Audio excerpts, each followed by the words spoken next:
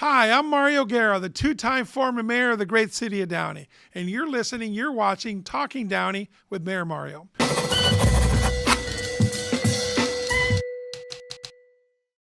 Folks, welcome back. I wanted to do a short editorial on some of the things that are happening in our state, in our federal government, and that has everybody on edge.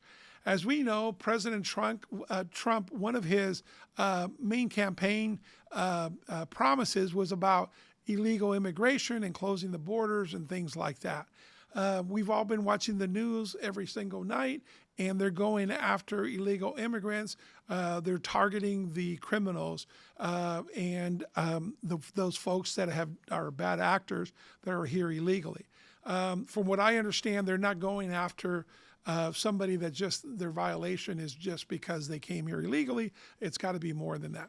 And, you know, when you think about it, you might have, this is my commentary, you might have, they say 11 million people here that are here illegally.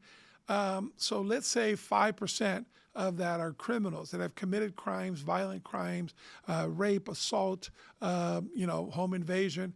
So that's still over 500,000. So there's a lot of people that we wanted to deport out of our country. You saw what happened with Colombia. They said, we don't want our criminals back. And then our government got tough and they said, okay, we'll take them back. So that's happening today. You see that every single day in the news. But unfortunately, it's got people on edge. It's got people a little bit nervous. I see it here. I see it with some people that I might know that might be here illegally or some DACA recipients. And I totally understand that fear.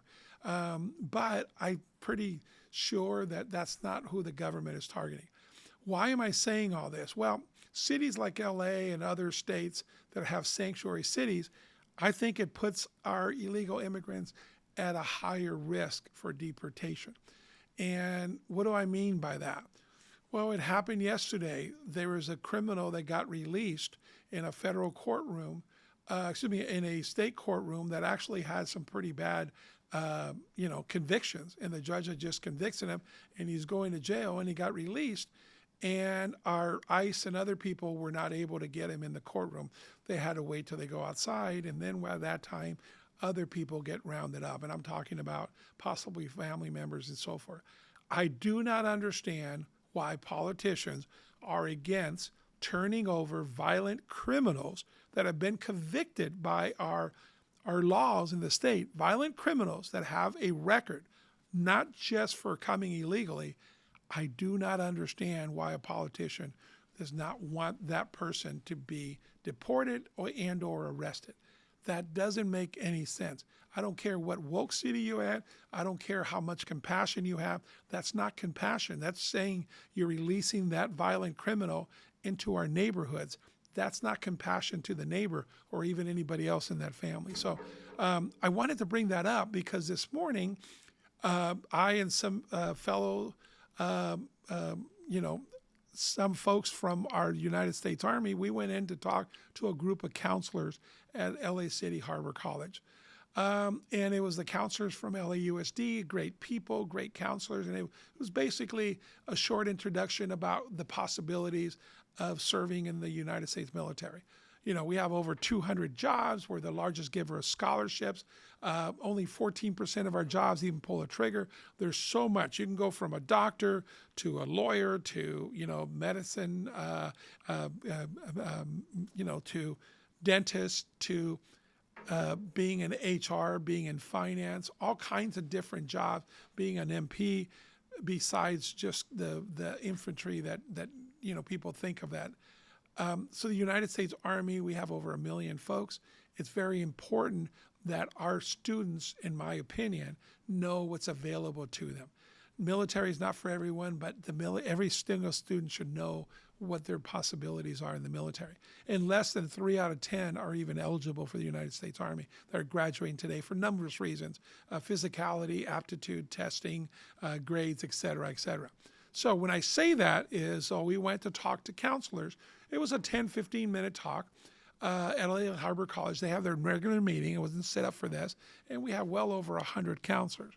So we pull in, and 2 of our officers, our captains, are in government vehicles. And government vehicles is this very small white sedan white sedan, 4-door sedan. It's got government plates on it.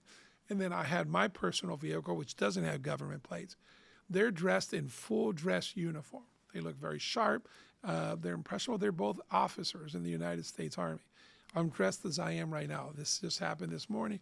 I have my student tie on.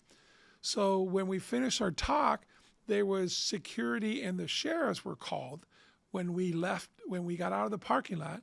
And in our car, we're bringing Portos, coffee and pastries, and we're bringing them in. And somebody saw the U.S. government vehicles and saw the uniforms. Oh my gosh, we have ICE here. ICE shouldn't be on our campus. Let's call the sheriff. So 4 of them did came. 4 of them did come to where we were at, and then of course we explained what it was, and it was a little embarrassing for them, not for them, because whoever called that was overreacting on this.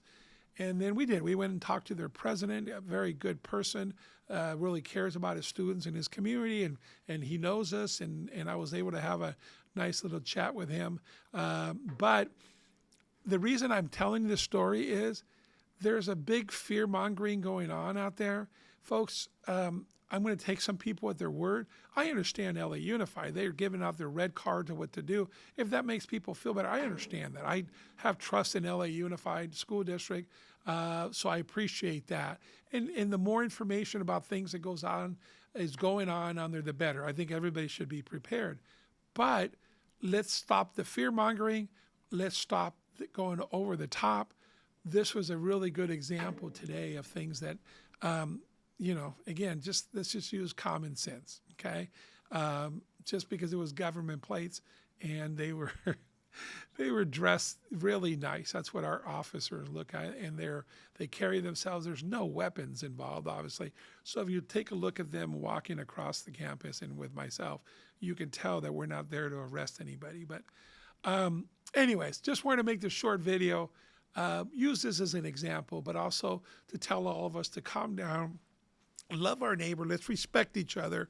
Let's respect each other's opinions on there, but let's have common sense and common decency towards each other.